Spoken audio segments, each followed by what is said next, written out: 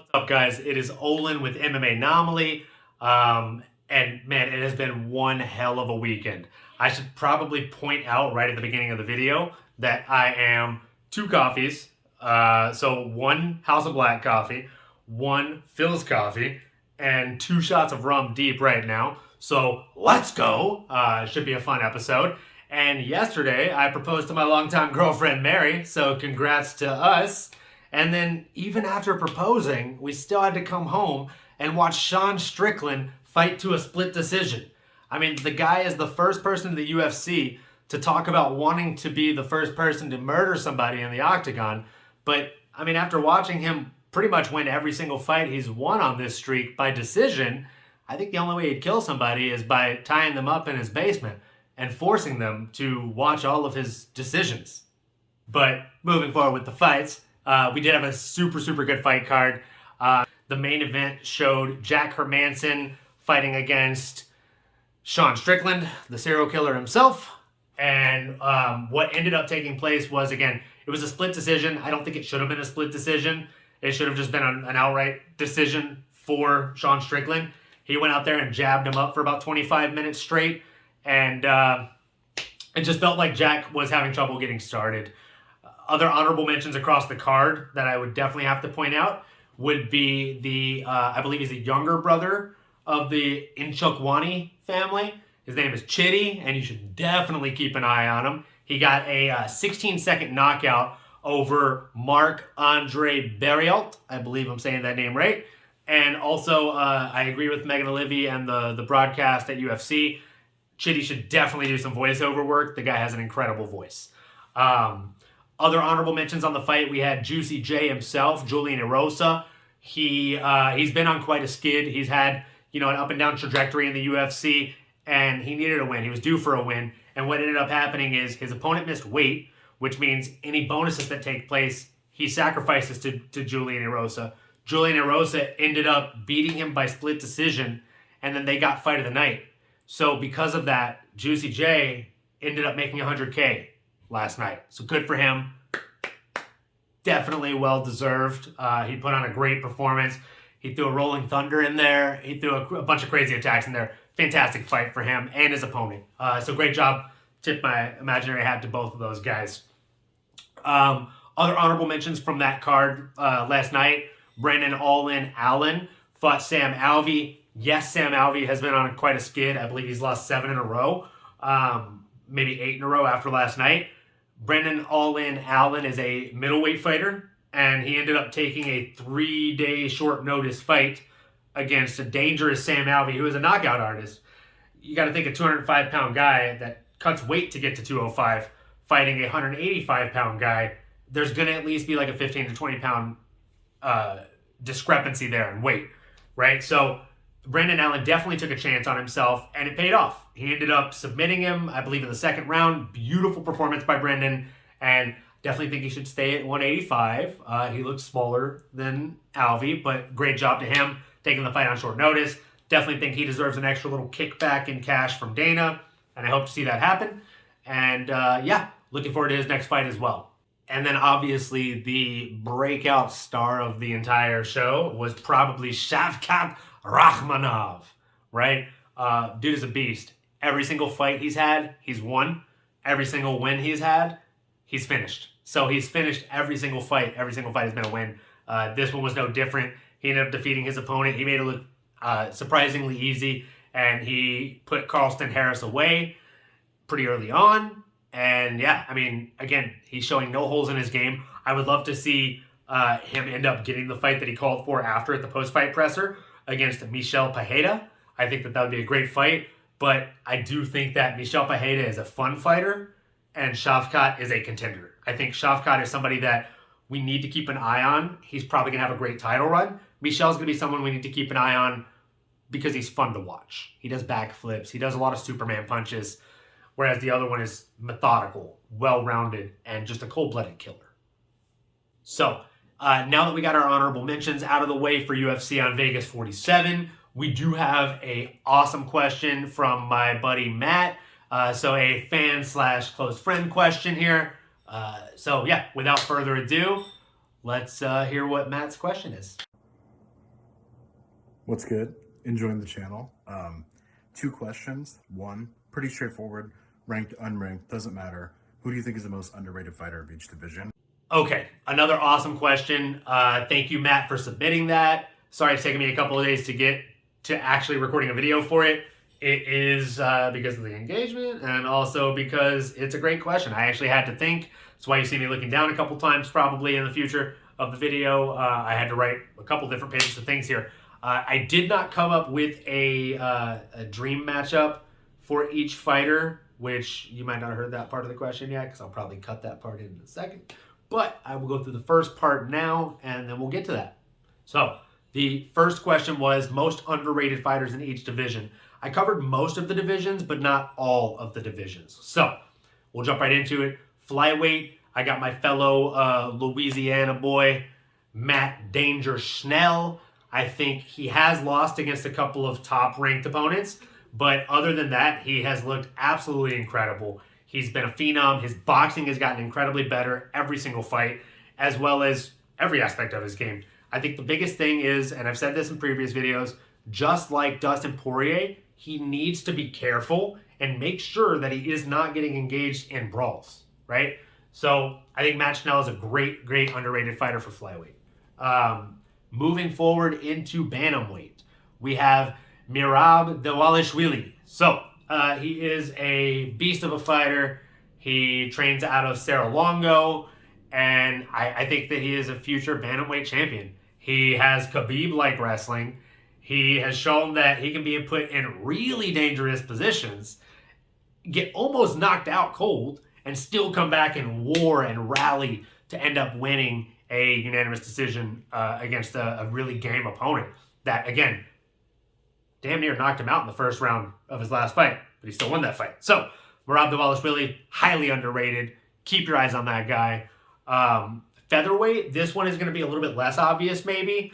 I'm going to go with Bruce Leroy himself, Alex Caceres. So, Alex Caceres, I believe he's a longtime veteran of the game. He's a longtime UFC fighter, but they keep feeding him up-and-comers, unknowns, young kids, and I think he deserves another title run. I think he deserves a higher caliber fighter and a higher ranked fighter to showcase his skills and really show off what he is capable of. Moving into lightweight, the most obvious choice would obviously be Islam Makhachev.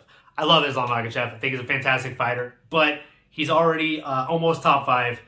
After this next fight, assuming he beats Beneil Dariush, he will be top 5, and he will be well on his way to a title. So, not him, right? Underrated lightweight, I've got to give it to Joe Solecki. I think he's an up-and-comer. He's 3-1 in the UFC right now, and that is a hell of a start. The UFC is, I mean, every weight class is a class full of killers in the UFC. Let's just face it. But lightweight is really like murderer's row, right? You got a ton of killers in there. Joe Solecki's slowly working his way up that ladder, and I think it's only a matter of time before he might just become a household name. So highly underrated lightweight. Keep your eyes on that guy. Moving into welterweight. Again, I didn't go over necessarily every single weight class here. I just went over the ones that like really I did see somebody that was underrated in that weight class, right? So moving into welterweight, it is a two-way tie. We have Bilal, remember the name Muhammad. He's almost become like a meme on Twitter where people say he's a boring fighter. I actually don't understand the hate for him. I think he's improved every fight. I think he's proven that he's game every fight, and he's actually hilarious on Twitter. You should definitely give that guy a follow. And yeah, so Bilal Muhammad, fantastic guy, just like his nickname, remember the name, right? And then the other guy has got to be Sean Brady. He's undefeated. He just beat a Brazilian Jiu-Jitsu phenom in Brazilian Jiu-Jitsu specific match. And yeah, he's had a meteoric UFC trajectory so far, in my opinion. I think he will continue to be undefeated for some time. I don't know through his entire career if he'll be undefeated, but I do think he's somebody that's pretty safe to put on your DraftKings if he's fighting most fights, like 9 out of 10.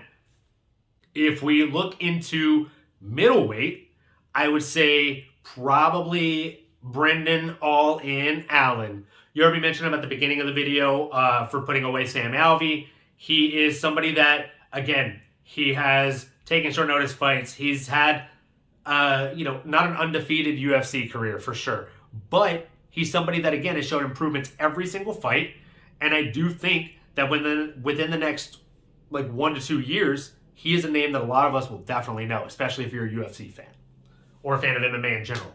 For light heavyweight, I have to say Anthony Smith is the total package. He is an incredible commentator slash analyst, and in the octagon, he's incredible.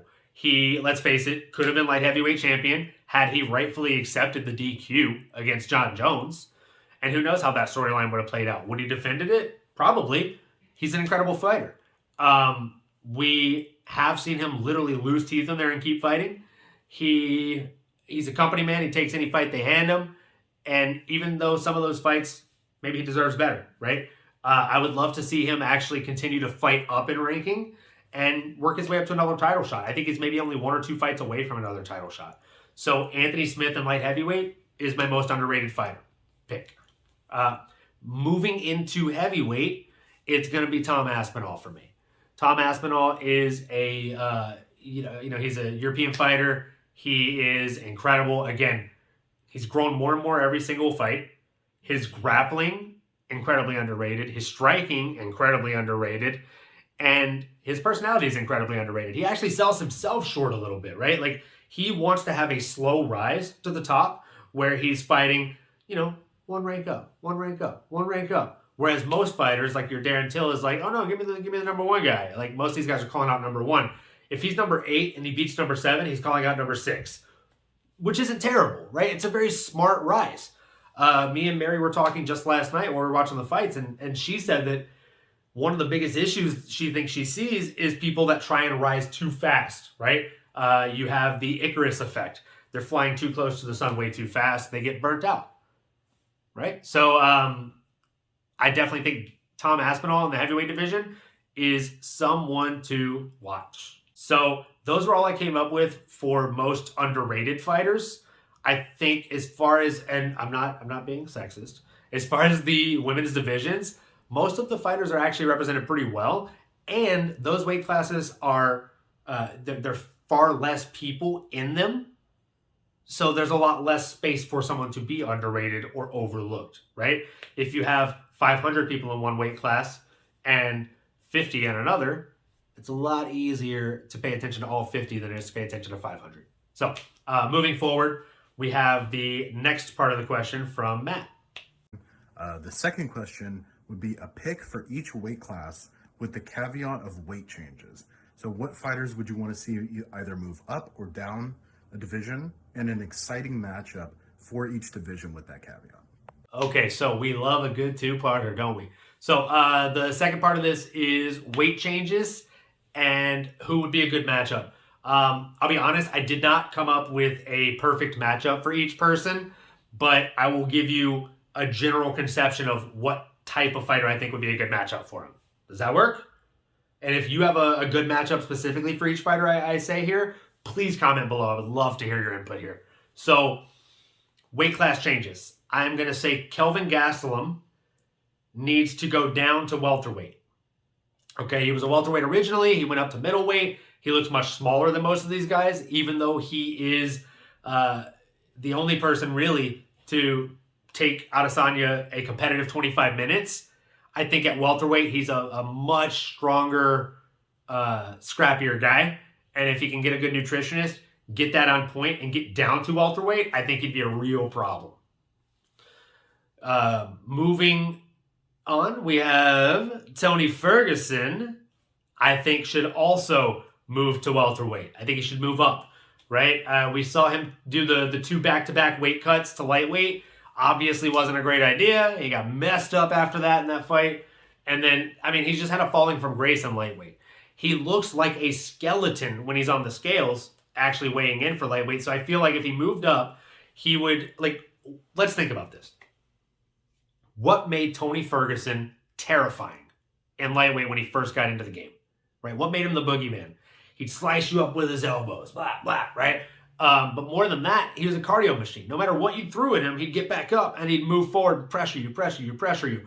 Nothing you could do could put him away. But we've seen different lately, right? We've seen him get kind of pressured and outworked. So stop cutting so much weight. give a little bit power to the chin, and also give a little bit more power to your body, a little bit more nutrients to the body. I'd love to see what he could actually do at 170. I think he could really, really put in some work and just be a phenom at 170. So, going back to those two names here, Kelvin Gastelum, I'm going to backtrack just a little bit here, okay, and say that I think Kelvin Gastelum should fight Kevin Holland, right? I think Kevin Holland should drop back down and stay at welterweight, right? So Kevin Holland at welterweight versus Kelvin Gastelum. Why do I say these two? I think these two should fight each other at welterweight because they're both going to be coming down from middleweight, right? They've both fought at welter and at middleweight, and I just think that it'd be a great kind of welcome back to the right division for both of them. Who do I think would be a good matchup for Tony Ferguson at welterweight? I don't think it'd be a Kelvin Gastelum, and I definitely don't think it would be a Kevin Holland. Those guys are coming down from a larger weight. I don't want a guy coming up from a smaller weight to meet them in the middle, right? You're going to have a really small guy versus a really big guy. I would like Tony Ferguson's first fight at welterweight to actually be, man, let's see, maybe another smaller welterweight. I don't think that it should be one of the guys that's towering at welterweight.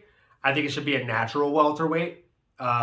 Somebody that, again, isn't super huge for the weight class, doesn't have to cut a lot of weight. Because, again, I'd like to see Tony fight somebody that's his own size or own, like, size range that isn't cutting a ton of weight like he is to get to lightweight, right? I want it to be two healthy guys going in there, having a war. And I think that Tony Ferguson has a lot of skills that we haven't really gotten to see just because I think he cuts too much weight. He's tired when he goes in there. And we haven't seen the menacing Tony Ferguson that we had seen for the 7 years prior or so, right? Moving forward, I think Jorge Masvidal should move back down to lightweight. He was a lightweight for years and looked good. And then he moves up to welterweight. He ends up getting like a knockout. And all of a sudden he's like, oh yeah, this is nice. I don't have to cut a ton of weight. I can knock people out. But since then, he's been dominated by big, strong wrestlers. You move him down to lightweight, sure, there are wrestlers, but since Khabib is retired, there's not a ton of really incredible wrestlers that are going to pressure him down and push him down, right? There's not a lot of people that can really suffocate him the way that there used to be in that division. So I think Jorge Masvidal moving down to lightweight would be a smart move. Next guy, again, I think Darren Till should move down to welterweight. I think Darren Till going down to welterweight is the smartest one of all of these weight changes because when he first entered the UFC, he was called the Gorilla, right? Why was he called the Gorilla? Because he was bigger and stronger than all of his opponents. Since then, he's missed weight a couple times, went up to middleweight, and he seems much smaller than the guys that he's going against, right? So I think if you move him back down, you get him back down to that lighter weight, I think that he is a terrifying guy. He has a great Muay Thai background. His striking pedigree is just incredible. He always looks calm and relaxed in there. You give him a length, a reach advantage, a height advantage, and a little bit of a weight advantage. If he gets a good nutritionist and is able to cut a little bit of that extra weight, get back down to the smaller weight class, then boom, bada bing, bam, boom, I think he just starts knocking people out. Okay? And I mean, that's that. So, again, if you think that I missed anybody or you would like to see any weight class changes or anything like that, I would love to hear your feedback in the comment section below. Like, comment, subscribe, hit the bell for notifications, all of those things. And thanks again, Matt, for the awesome question / topic. And whoever else is out there listening, I look forward to hearing yours. Please send me a video, Instagram, Twitter, all that stuff. Same name, MMAnomaly. Give me a follow. Give me a comment. Love the support. Love you guys. Mwah, mwah, mwah. Thank you so much. See you next time. And enjoy the hostility.